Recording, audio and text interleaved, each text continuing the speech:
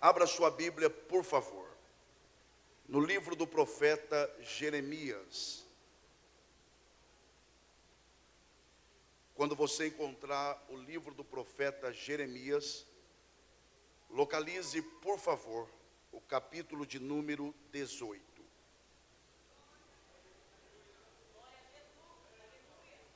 Alguém aqui ainda tem forças para dar glória a Deus? Alguém aqui ainda tem motivos para dizer aleluia? Amém. Jeremias, capítulo 18. Quando você encontrar o capítulo 18 do livro do profeta Jeremias, localize, por favor, o versículo de número 1. Porque nós iremos ler a partir do versículo 1 e encerraremos no versículo de número 6. Os irmãos e as irmãs que encontraram Jeremias capítulo 18 e localizaram o versículo 1, por favor, se manifeste dizendo graças a Deus. Alguns irmãos se colocarem em pé, os demais estejam à vontade. Se preferirem ficar em pé, fiquem. Se não, vocês têm liberdade de cultuarem como desejarem.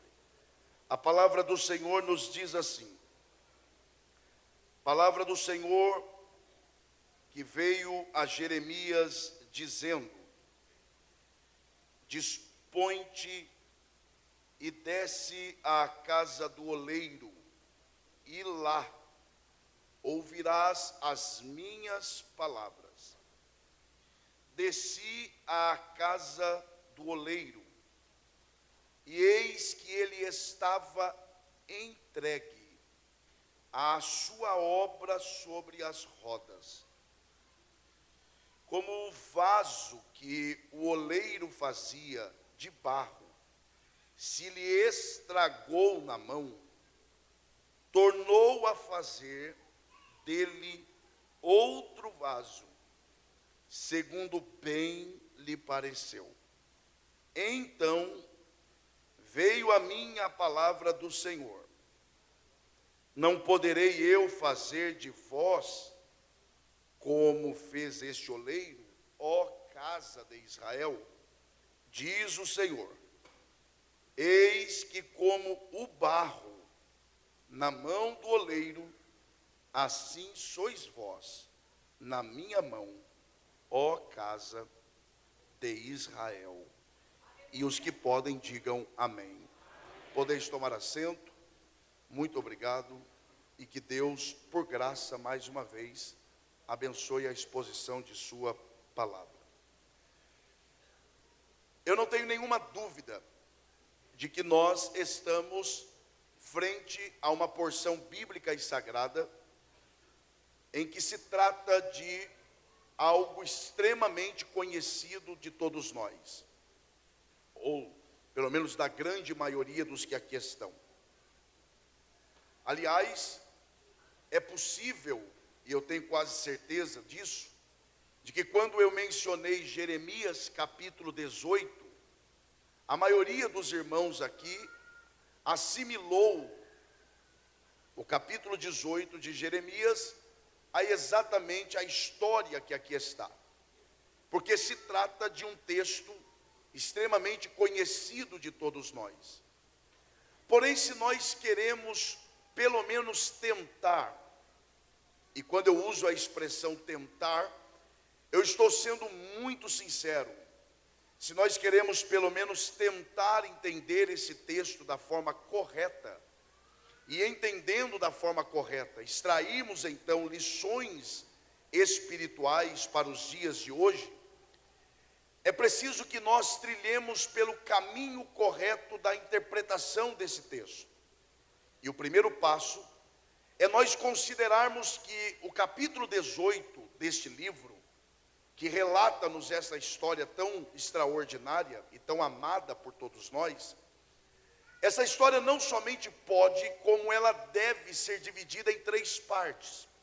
A primeira é exatamente a parte em que Deus dá a ordem ao profeta Jeremias para que este fosse à casa do oleiro, porque lá lá, disse o Senhor, lá e não em outro lugar, estariam as palavras do Senhor a Jeremias, e que este depois deveria então transmiti-las ao povo de Israel. Então a primeira parte é exatamente a parábola do oleiro, da casa do oleiro. A segunda parte é a forma com que Israel reagiu à mensagem. Porque na primeira parte Jeremias recebe a mensagem, e a segunda parte, quando Jeremias entrega a mensagem, Israel vai responder a esta mensagem. E a terceira e última parte desta história, ou deste capítulo, o capítulo 18 de Jeremias, é a forma com que Israel tratou o profeta Jeremias. Então a primeira parte, Deus entrega a mensagem ao profeta. Na segunda parte, Israel reage à mensagem. E a terceira e última parte é a forma com que Israel tratou o profeta. A mensagem é a mensagem a respeito de Deus. Deus não está falando sobre outra coisa a não ser sobre si mesmo. Em segundo lugar, como Israel reagiu a esta mensagem? Na verdade, Israel reagiu de forma negativa, isto é, Israel rejeitou a mensagem. Na verdade, para ser mais exato e bem prático e objetivo, Israel deu as costas para a mensagem. E como se não bastasse rejeitar a mensagem, em terceiro e último lugar, Israel vai tratar o profeta com hostilidade, com maldade. A maldade de Israel atinge o seu ponto alto. E além de não aceitar a mensagem do mensageiro, Israel também maltrata o mensageiro da mensagem. Esta é a divisão do capítulo 18 do livro do profeta Jeremias. Mas aqui, para você que está atento, é claro, fica uma pergunta: qual é a grande mensagem do capítulo 18 do livro do profeta Jeremias? O que Deus está dizendo a Israel? E o que Deus estaria dizendo a nós aqui nesta noite de abertura de congresso? Qual é a mensagem maior? A verdade é que nós somos tendenciosos, e eu reconheço isso, de acharmos que a mensagem é o que aconteceu na casa do oleiro, mas não é. Porque se você observar bem, e não se preocupe que nós vamos chegar lá, tá? Se você observar bem, o versículo 5 começa: então veio a minha palavra do Senhor. Na verdade, o que acontece na casa do oleiro e que Jeremias assiste é uma parábola que não é um recurso só do Novo Testamento, mas também do Antigo Testamento. É uma parábola pelo meio do qual, ou da qual, Deus transmitiria a mensagem. Às vezes nós nos apegamos a, por exemplo, a parte em que o vaso se quebra e o oleiro tem a capacidade de refazê-lo. É verdade. Deus tem poder de refazer o que se quebra. Deus tem poder de restaurar o que foi quebrado. É verdade. Mas esta não é a mensagem maior desta passagem bíblica. Pastor, então qual é a mensagem maior desta passagem? É o que está no versículo de número 6, em que este verso está dividido em duas partes. A primeira é uma pergunta, é uma indagação do próprio Deus. E Deus diz assim por meio de Jeremias a Israel: não poderei eu fazer de vós como fez este oleiro? E aí Deus depois afirma dizendo: porque assim como o barro é na mão do oleiro, assim sois vós em minha mão. Esta é a mensagem. Deus está dizendo: Jeremias, você assistiu a cena na casa do oleiro? Assisti. Então, da mesma forma que o vaso e o barro é na mão do oleiro, assim também é o meu povo na minha mão. Ora, agora como é que a gente entende esta mensagem? O que Deus está dizendo a Israel? Deus está transmitindo uma mensagem extraordinária, porém simples. Deus está dizendo a Israel: eu sou soberano. Se você pode, em forma de louvor a Deus, diga bem forte para ser uma vez só, diga: o meu Deus é soberano. Aleluia. Agora, quando Deus diz que Ele é soberano, Deus está dizendo algumas coisas a respeito de si mesmo. Quem me ouve, diga amém. A primeira coisa que Deus está dizendo a Israel, quando diz que é soberano, na parábola da casa do oleiro, é que Deus está dizendo: eu sou independente. E quando Deus diz que é independente, Ele literalmente está dizendo: eu não dependo de nada e nem de ninguém para ser quem eu sou. Eu vou dizer de novo. Deus está dizendo a Israel: eu não dependo de nada, nem de ninguém, inclusive não dependo de vocês, para ser quem eu sou. Se vocês me servem, eu sou Deus. Se vocês não me servem, eu sou Deus do mesmo jeito. Eu sei que é ruim de ouvir isso, mas é o que tem para hoje à noite. Deus está literalmente dizendo isso a Israel: eu não dependo de nada. Se vocês me adoram, eu sou Deus. Se vocês não me adoram, não muda nada. Eu continuo sendo Deus do mesmo jeito. Deus está exatamente dizendo isso. Eu sou soberano. E como soberano, eu não dependo de nada, nem de ninguém, para ser quem eu sou. Avançando aqui, mais do que isso, quando Deus diz que é soberano, Ele também, além de dizer que é independente, Ele também está dizendo que Ele é autônomo. Isto é, Ele é livre. E Ele é livre para quê? Para fazer o que quer, do jeito que quer, e na hora que quiser, e através de quem Ele quiser. Deus está dizendo: eu sou soberano. E por que sou soberano? Quando eu quero fazer alguma coisa, eu não preciso pedir autorização para fazer. Ainda tem gente que dá glória a Deus com essas coisas, né? Deus está literalmente dizendo: eu não preciso pedir licença para fazer. E mais, depois que eu faço, eu não pergunto se alguém gostou ou deixou de gostar. Quando eu decido fazer, eu faço sem avisar. E depois que faço, eu saio sem perguntar se alguém gostou, porque gostando ou não, isso não muda quem Deus é. Quem reconhece a soberania de Deus aqui, levante a sua mão mais alto que você pode e dê o melhor glória a Deus que você já deu aqui essa noite. Nós vamos chegar lá. Deus está. Se puder me dar um pouquinho só de retorno, por favor, eu não vou lhe incomodar mais. Mas Deus está dizendo isso: eu sou soberano. E para nós ficarmos bem entendidos aqui, e com muita calma, Deus está dizendo a Israel: eu não dependo de vocês. Porque Israel vivia como se Deus dependesse deles. Mas Deus está dizendo: não dependo não. Agora, o que eu acho lindo é que Deus, pastor Eliseu, Ele poderia ter transmitido esta mensagem de outra forma, mas não. Ele quer dizer a Israel: eu sou soberano, eu não dependo de vocês para nada. Mas sabe como Ele transmite isso? Mandando o profeta na casa do oleiro. Por quê?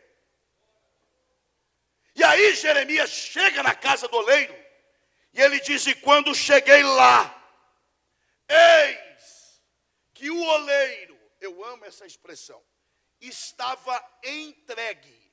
Sabe o que é entregue aqui? Entregue aqui é totalmente voltado, absorto, a tal ponto que ele quase não percebia quem chegava no lugar.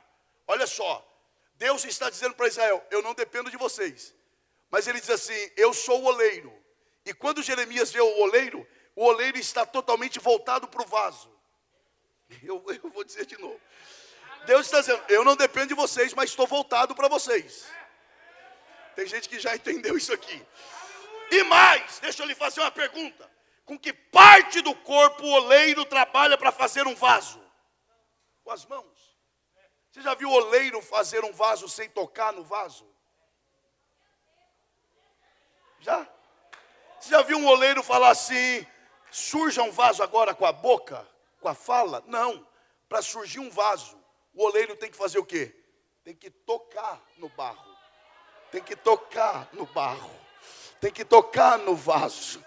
Deus está dizendo para Israel, eu não dependo de vocês para nada, mas por graça, eu resolvi me envolver com vocês. Eu vou ter que dizer de novo, porque não é possível.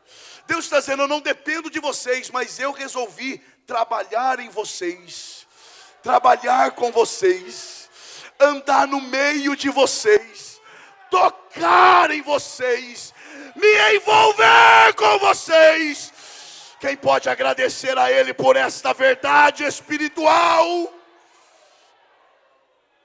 E o que eu acho ainda mais lindo é que o trabalho do oleiro naquela época de Jeremias era celebrado.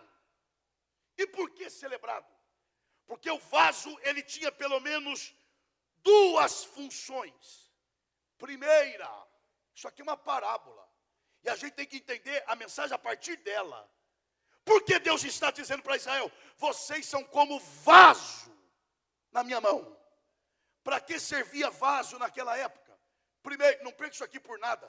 Primeiro, servia para enfeitar o ambiente. Tornar o ambiente mais belo. Tornar o ambiente mais bonito. Vaso serve para manifestar beleza. Aí Deus está dizendo, vocês são como vaso para mim. Eu não dependo de vocês, mas em vocês eu revelo a beleza da minha graça. Oh, glória a Deus. Oh, glória, eu sinto a presença da graça de Deus aqui. E eu acho lindo, pastor Ari, porque Deus não poderia ter mandado outro profeta falar sobre isso para Israel? Poderia. Mas por que ele manda Jeremias? Porque se tinha alguém que tinha autoridade para falar sobre Deus da forma a alguém, era Jeremias. Porque lembra quando, aliás, o Espírito de Deus me manda falar isso aqui. E eu não preciso enganar ninguém, porque eu tenho muita coisa para falar aqui. Só não sei se eu vou conseguir falar tudo. Mas eu não preciso enganar ninguém. Mas o Espírito de Deus grita no meu espírito para eu falar isso. Eu só terei condições de falar alguma coisa quando eu tiver autoridade para falar sobre aquilo. O problema é que tem gente querendo falar em público aquilo que não consegue ser nem na individualidade. Antes de você aprender a vencer a batalha dos outros, aprenda a vencer as suas próprias batalhas. Por que Deus usa Jeremias para dizer, vocês são como vaso? Porque se tem alguém que tinha autoridade para falar da capacidade de Deus de dar forma ao barro, era Jeremias. Porque lembra qual foi a primeira palavra que Jeremias ouviu de Deus? Pelo menos segundo o que está na Bíblia. Antes que eu fizesse o quê? Vamos de novo. Jeremias está dizendo, Israel, vocês são como vaso na mão do oleiro. Ele que deu forma a vocês. E qual foi a primeira palavra que Jeremias ouviu de Deus? Antes que eu te formasse. Fui eu quem te dei forma. E Deus continua dizendo, antes que eu te formasse, no ventre te conheci. Olha agora. E antes que saísses da madre, te santifiquei. E eu amo isso aqui. E às nações te dei. Olha que expressão, te dei. Eu só posso dar aquilo que é o quê? Que é meu. Deus está dizendo, e eu te dou porque você é meu. E eu te dou a quem eu quero, do jeito que eu quero. E eu te dou como profeta. Estão dizendo aí que você vai ser sacerdote, porque você vem de família sacerdotal. Mas você vai ser o que eu quero que você seja. Porque quem te deu vida fui eu. Agora, grita para ser uma vez só, e essa cidade inteira ouvir. Grita mesmo. Diga assim, o vaso que é feito por Deus. Não. Isso não é gritar, gente. Assembleia de Deus, vai lá. Diga, o vaso que é feito por Deus nunca é abandonado por Ele. Quer ver que é verdade? Oh glória a Deus. Eu estou falando da beleza da graça revelada no vaso. Olha o que Deus fala para Jeremias: antes que eu te formasse no ventre. Sabe o que Deus está dizendo? Deus está dizendo, quando você estava sendo gerado, eu estava lá. Aí Deus diz assim, antes que saísses da madre, dia do nascimento, te santifiquei. Deus está dizendo, quando você estava sendo gerado, eu estava lá. No dia que você nasceu, eu estava lá. E quem é que está falando com você agora? É o Senhor. Eu ainda estou aqui.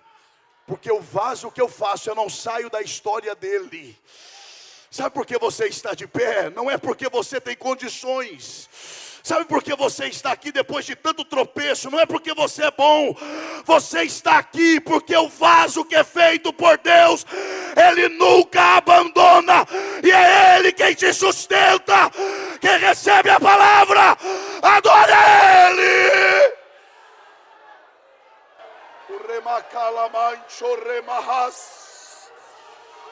Fui eu quem te formei. Agora pense comigo. É para a gente pensar nesta noite. Vaso, olha aqui. Vaso não nasce vaso. Gente, não perde isso aqui não. E eu não estou falando desses vasos do mistério, não. Porque a gente fala de vaso, já pensa em quem? Não estou falando desse não. Estou falando de gente que foi feita por Deus, gerada por Deus, que está na mão de Deus. Não perca não, gente. Eu espero. Vaso não nasce vaso. Vaso não foi vaso desde sempre. Qual é o começo do vaso? Vai na cola desse irmão que falou. Vai lá. Qual é o início do vaso? Barro. Tem gente que nem colando vai, já percebeu? Vai lá. Qual é o começo do vaso? Barro. Agora pense comigo. O oleiro vai lá onde tem barro. Tanto barro para escolher. Porque barro é barro. Qual é a forma do barro? Barro. Qual a beleza do barro? Barro. Preste atenção nisso. Com tanto barro para escolher, ele podia ter pego um pouquinho do barro da direita, ou um pouquinho do barro da esquerda, ou um pouquinho do barro de trás ou da frente, mas não, ele vai exatamente no barro você. E barro é barro. Aí ele vai lá. Aí eu te pergunto, o que é que atraiu Deus em você? O que fez Deus ir exatamente em você? Aí tem gente que diz, meu talento. Como é que é? O seu talento. Não, sério que você acredita que Deus foi em você porque você acha que tem alguma coisa que atrai Deus? Não, o meu caráter. Como é que é? Caráter. Eu sou uma pessoa direita, honesta, pura. Zé pureza. Tem gente que irmão, tem gente que tem uma área na vida dele que ele faz até um altar. Aqui ninguém toca. Você acha que foi isso que atraiu Deus em você? Se a Bíblia diz que o nosso melhor ato de justiça diante de Deus é trapo de imundície. É ruim, né? Eu não sei pregar outra coisa não. É isso aí mesmo. Diante da santidade de Deus, o que eu tenho de melhor se torna pior. E eu te provo na Bíblia. Que parte do corpo o profeta usa para profetizar? Diga os lábios. Vai, gente. Qual? Então qual é a parte do profeta mais honrada? Por onde passa a palavra de Deus? Pelos lábios. Então qual é a parte mais pura do profeta? Quando Isaías viu a Deus, qual é a parte mais impura que ele falou que tinha? Porque diante de Deus o que eu tenho de melhor se torna pior. Então não foi o teu caráter que atraiu Deus. Então o que foi? Nada, a não ser a graça dele. Oh Jesus, como é que tem crente que não se alegra com essas coisas? Aí ele foi lá, sem forma, sem valor. Se coloque por um instante no lugar do oleiro, vai. Se imagina agora o oleiro. Você vai lá no barro. O barro não tem forma. O valor, então, imagina que você pega um punhado de barro e começa a dar forma para o barro. Você é o oleiro. Se coloca no lugar do oleiro. Imagina. Terminou o barro. Pinta. Terminou o vaso. Pinta o vaso.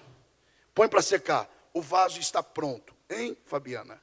Agora imagina que você olha e diz, esse vaso, eu quero... Foi você que fez ele. Eu quero colocá-lo na cozinha. Quando você coloca na mesa da cozinha, imagina que de dentro do vaso sai uma vozinha com eco. Não quero ficar na cozinha. Quero ficar na sala. O que você faz com um vaso desse? Sério? Não olha para o lado não, gente. Olha para cá. O que você faz com um vaso desse? Primeiro, clama o sangue de Jesus. Saiu uma vozinha de dentro do vaso, é manifestação maligna, meu irmão. E depois que clamou, se continua a voz, o que você faz com um vaso desse? Quebra! Porque vaso não tem direito de escolher onde ficar. Eu vou dizer de novo, vaso não tem direito de escolher onde ficar. Quem manda em vaso é quem o fez, é o oleiro, e ele te coloca onde ele quer. Aí dá glória a Deus, quem acha que tem que dar.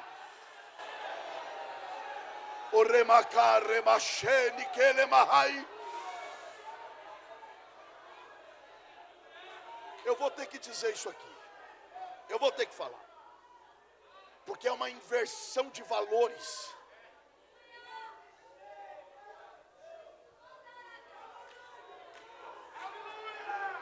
Por isso que Jesus falou: Pai, seja feita. Eu amo isso aqui. A tua vontade, assim na terra, como é onde? O que Jesus está dizendo? De onde Jesus veio? Ele está dizendo para o Pai, o Senhor sabe que eu vim daí. Eu sei como é que a tua vontade é feita aí. E eu quero que do jeito que é aí no céu, seja aqui na terra. A gente poderia falar muita coisa aqui. Mas eu falo isso aqui. Se tem uma das coisas que lá impera e que deveria imperar aqui, é que serafim nunca vai ser querubim. Se nasceu serafim, serafim para sempre. Se nasceu querubim, querubim para sempre. Querubim não fala agora quero ser arcanjo. Não, porque ele é satisfeito naquilo que Deus o fez. Porque cada um fica na sua.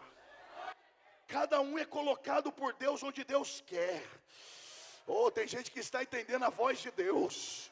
Você não tinha valor, você não tinha forma, você não tinha beleza nenhuma. Deus foi lá, te pegou, te encheu do Espírito Santo. E agora quer escolher o que fazer. Fica no lugar que Deus te colocou. E a Ele seja a glória.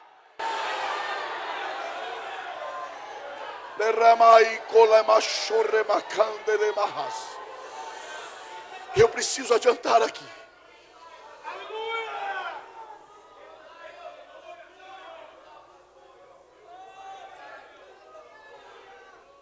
Deus está dizendo a Israel e a nós: em vocês eu manifesto a beleza da minha graça.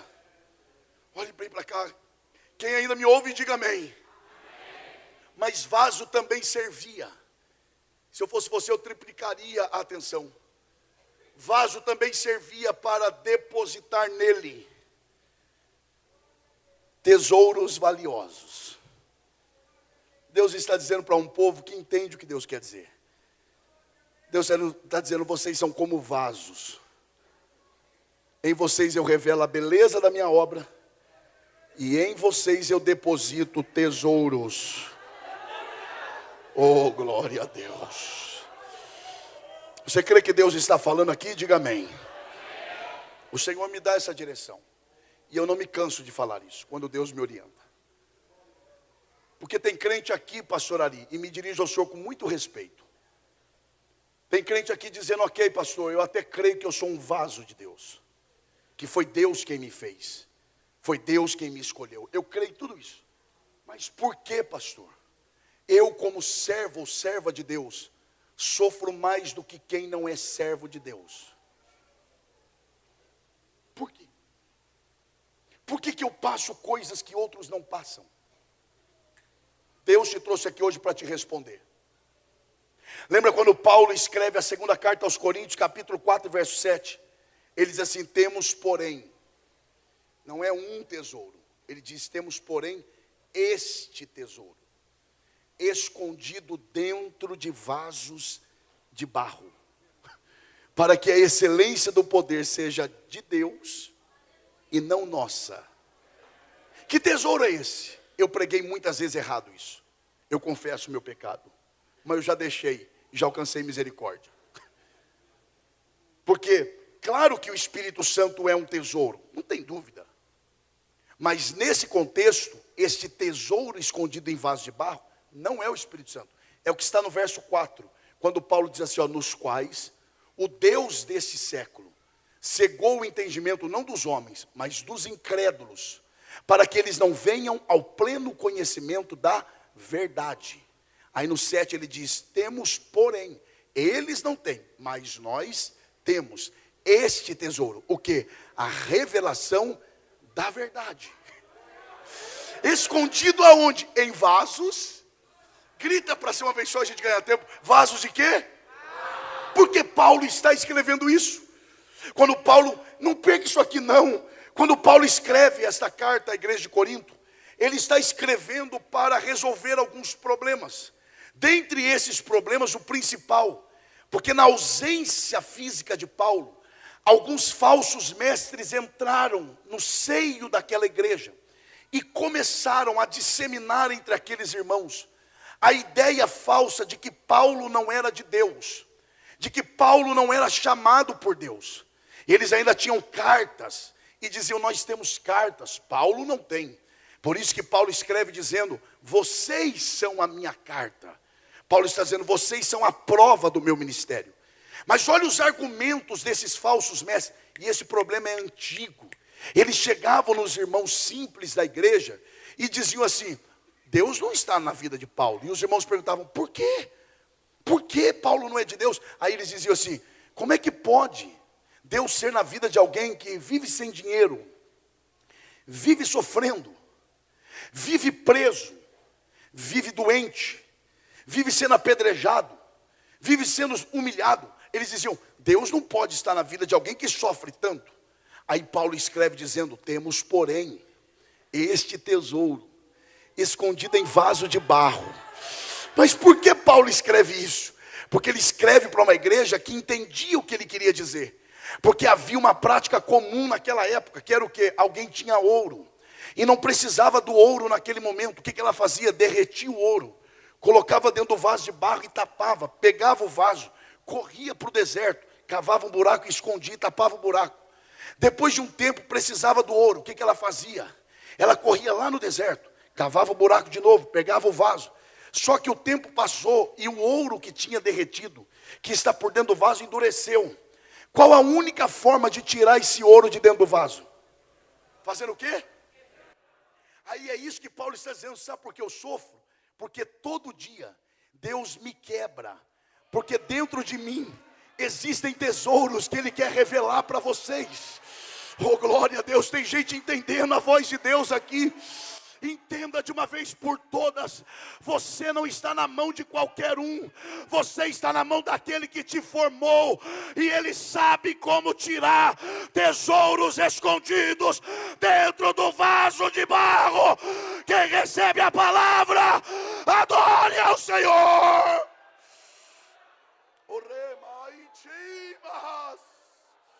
Onde está a mão que você levanta para adorar o Senhor? Permaneça com ela levantada por um instante, se você quer e pode. O rei do raio e levas. Se você quer e pode, com respeito, toque o ombro da pessoa que está ao teu lado e diga para ela: você é vaso de Deus, e em você tem tesouros espirituais, e Deus sabe como revelar estes tesouros.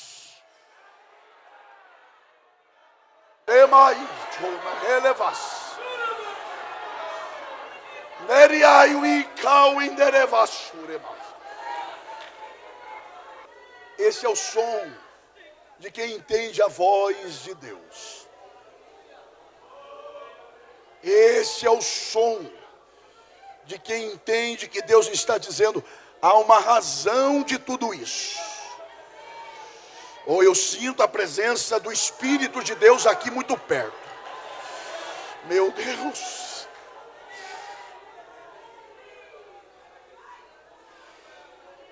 Mas pastor Wellington, eu preciso dizer isso. E eu preciso porque Deus está gritando pelo Espírito dele dentro de mim. Não se engane. Quem está olhando só para cá, diga amém. Não se engane. Não foi o oleiro quem quebrou o vaso. O oleiro aqui é Deus. E quando Deus decide quebrar alguém, é para nunca mais refazer. Pastor, o senhor tem base bíblica? Você acha que eu vou vir numa igreja histórica dessa, com um pastor como vocês têm, para falar um negócio sério desse sem base? Provérbios diz que o homem que muitas vezes corrigido endurece a cerviz, será quebrado sem que haja cura. Espera lá. O homem que na prática do erro é corrigido várias vezes e endurece a cerviz. Cerviz aqui é coluna cervical. A ideia aqui é: o homem está pecando, e Deus está corrigindo, mas ele não se curva, ele não se dobra. Aí o texto diz: ele será quebrado. E a ideia de quebrado aqui é pegar a coluna cervical e quebrar no meio. Já que você não se rende, eu te quebro. Sem que haja cura. Não foi assim com Acabe? Deus mandava profeta, ele continuava no erro. E eu não vou falar como alguns pregadores: eu não sei porque que eu estou falando isso. Eu sei. Se não sabe o que está falando, não fala. Eu agora vou ficar falando porque eu não sei. Eu estou falando, mas não sei porque estou falando. Eu não sou criança. Eu estou falando porque eu sei porque eu estou falando. Eu estou falando porque Deus está mandando eu falar. E você está mandando eu falar porque tem gente que precisa ouvir. E chegou um tempo que Deus falou assim, a Bíblia diz, e Deus decidiu ferir Acabe, sem que houvesse remédio. Quando Deus decide quebrar, quem é que refaz? O texto não diz que foi o oleiro quem quebrou o vaso.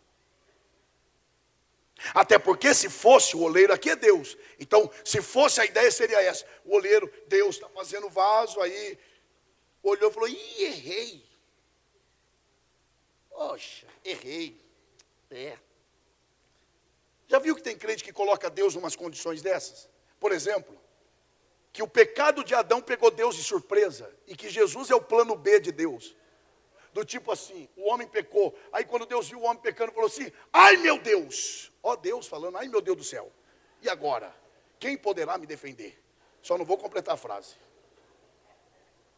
Como é que Deus foi pego de surpresa e Jesus é o plano B, se a Bíblia diz que Jesus Cristo é o Cordeiro morto, desde antes da fundação do mundo? Quando o homem pecou, Deus já estava dizendo: Satanás, você já perdeu, porque o problema já estava resolvido antes de tudo ser criado. E como é que eu vou acreditar que Deus está fazendo vaso? Aí olhou e falou: ih, errei, quebra e faz de novo. Aí errou de novo, quebra e faz de novo. Não. Olhe para cá. Gente, olhe para cá. E eu falo porque eu me preocupo com você. A Bíblia não diz que foi o oleiro quem quebrou o vaso. A Bíblia diz que foi o vaso que se quebrou na mão do oleiro. E uma coisa é uma coisa, e outra coisa é outra coisa.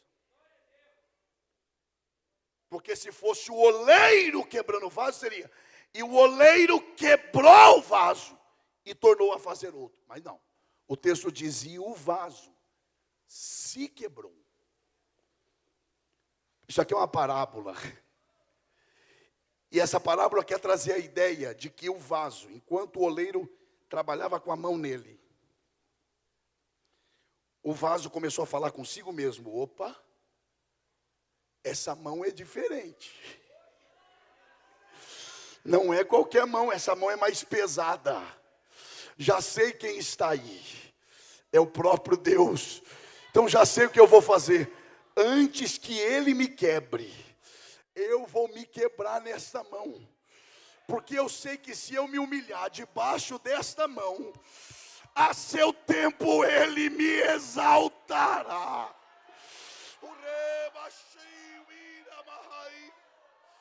Deus está dizendo a Israel: é tempo de arrependimento, e se vocês se arrependerem e se quebrarem no meu altar, eu os refarei, e a glória da segunda casa será maior do que a da primeira.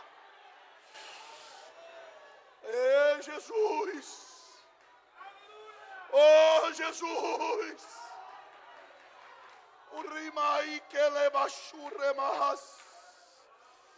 Levante uma de suas mãos ao céu, só quem pode e quem quer.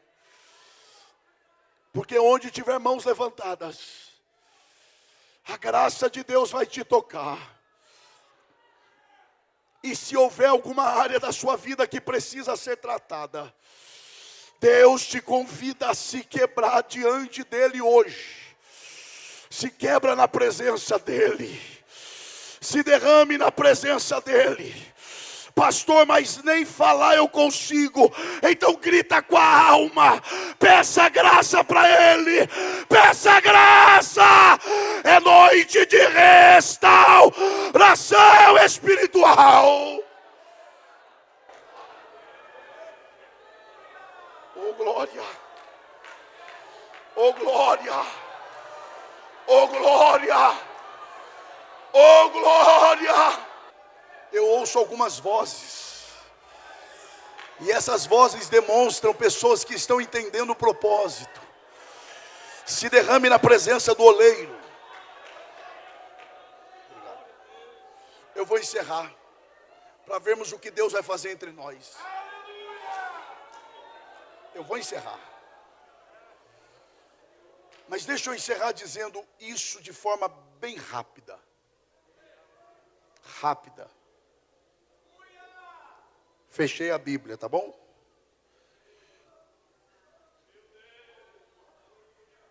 Pastor, ok, sou vaso na mão dele.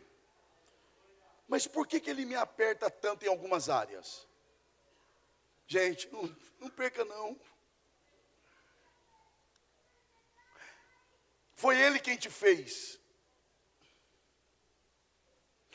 Foi ele quem te formou. Ele conhece a tua estrutura. Isso aqui é uma parábola. Então a gente tem que analisar a partir dela. E a ideia aqui é do oleiro fazendo vaso. E vaso é feito com água e barro.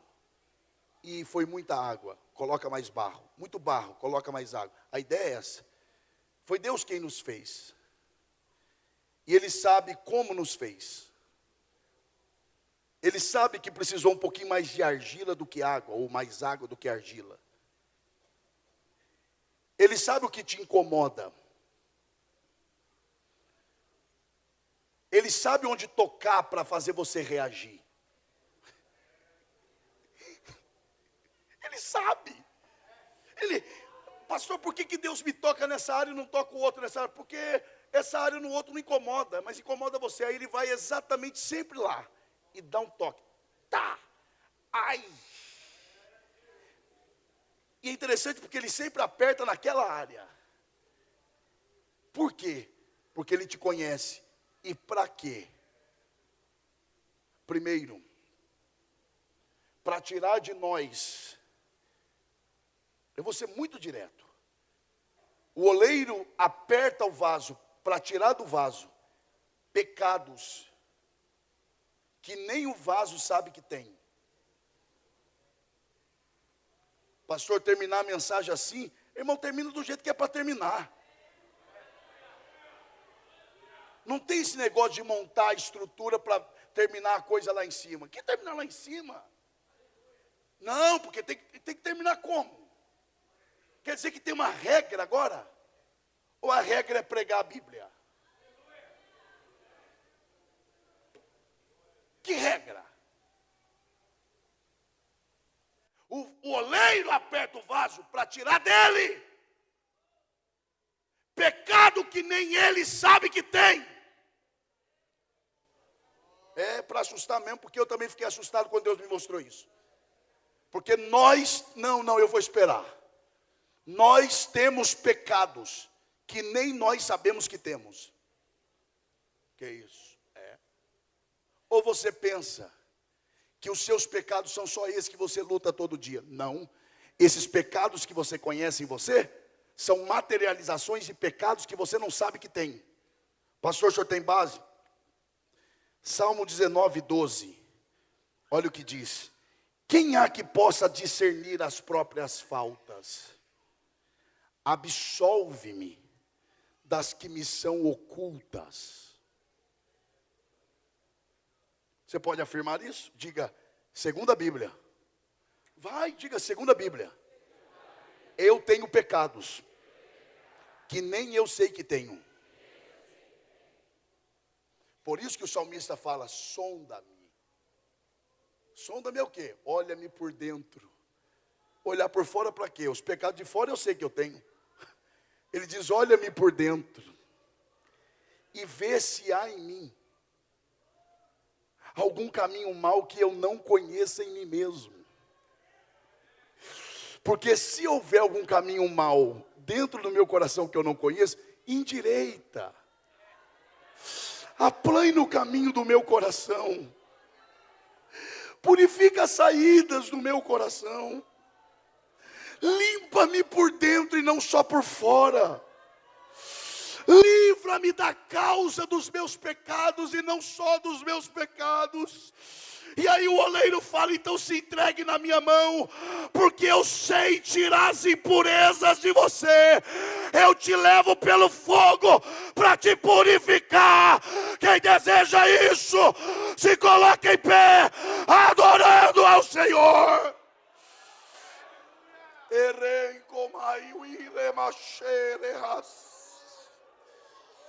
Você pode abraçar esse irmão que está perto de você, só quem pode, quem quer. Você não é obrigado a fazer, mas se não fizer, não fale de quem faz. Abraça essa pessoa. Nós somos pentecostais, meu irmão. E a Bíblia diz, quando vocês se reunirem, consolai-vos uns aos outros com estas palavras. Abraça esse irmão e diga para ele, o oleiro está aqui. Vai para ele acreditar, fala com ânimo. Diga, o oleiro está aqui. E ele vai nos purificar de impurezas que nem nós sabemos que temos. Oh, glória a Deus. A fonte purificadora está aqui.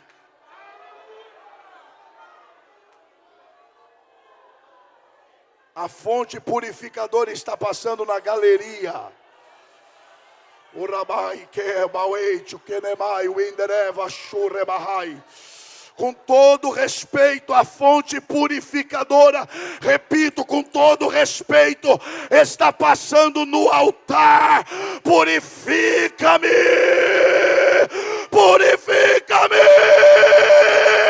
Quem deseja isso, adore ao Senhor.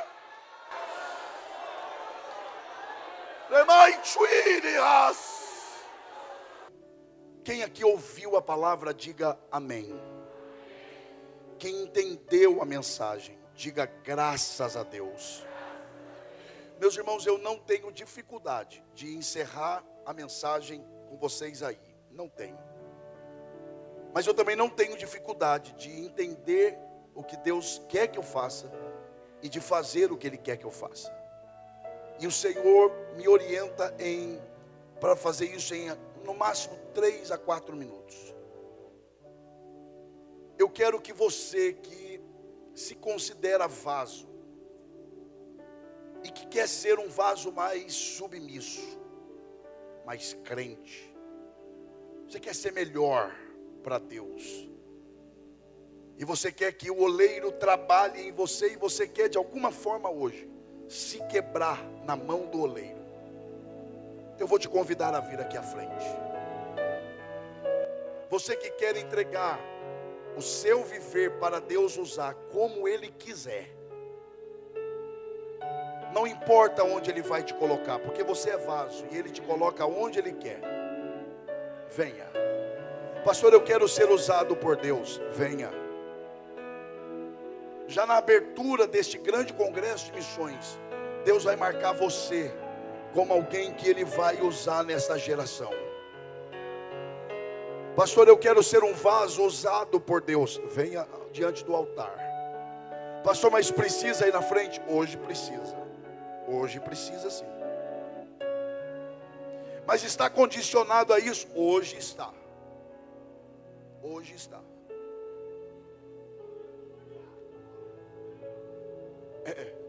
Fabiana, Deus está me fazendo lembrar um negócio aqui. Eu me lembro que quando adolescente, não faz tanto tempo assim, por isso que eu me lembro. Eu congregava e fui formado e congregava na igreja em Jacareí, interior de São Paulo. E a nossa igreja em Jacareí tinha muitas igrejas fora.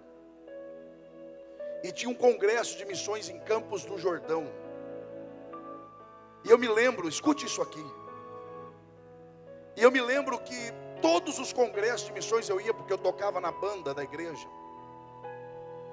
Iam aqueles grandes pregadores da época, pastor Gilmar Santos e dali para lá. E toda oração no congresso de missões, quem quer ser missionário, eu ia para frente. Quem quer ser diácono, eu ia para frente. Quem quer ser cantor, eu ia para frente.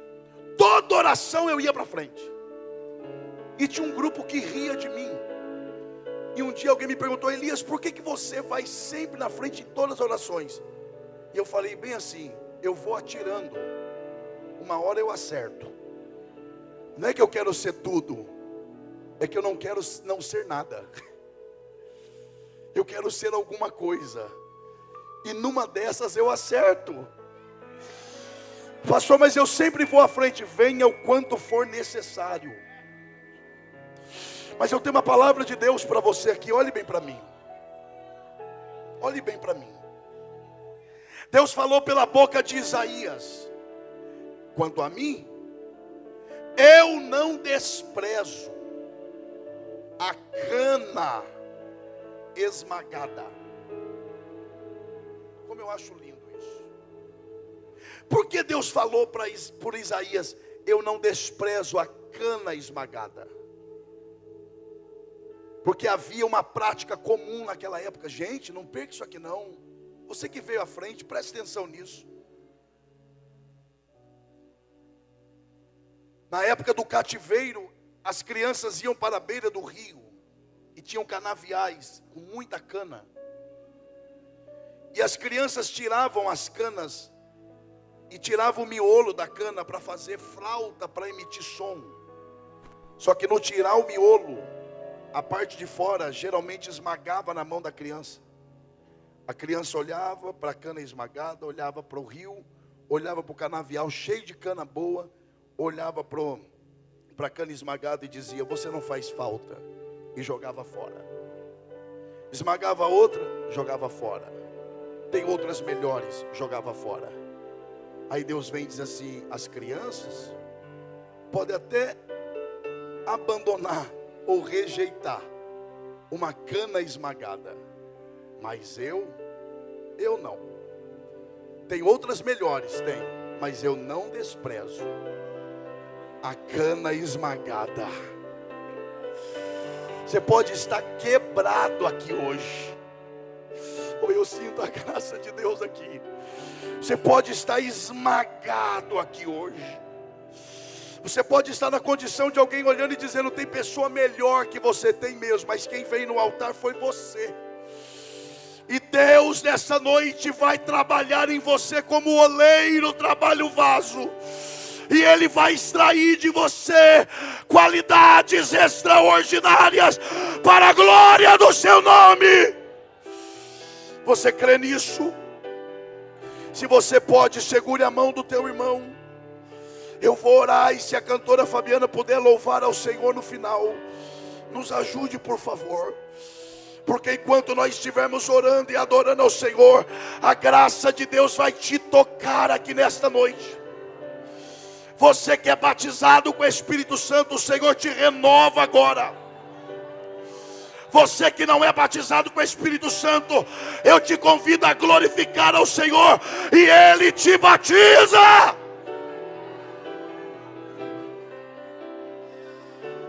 Senhor Deus,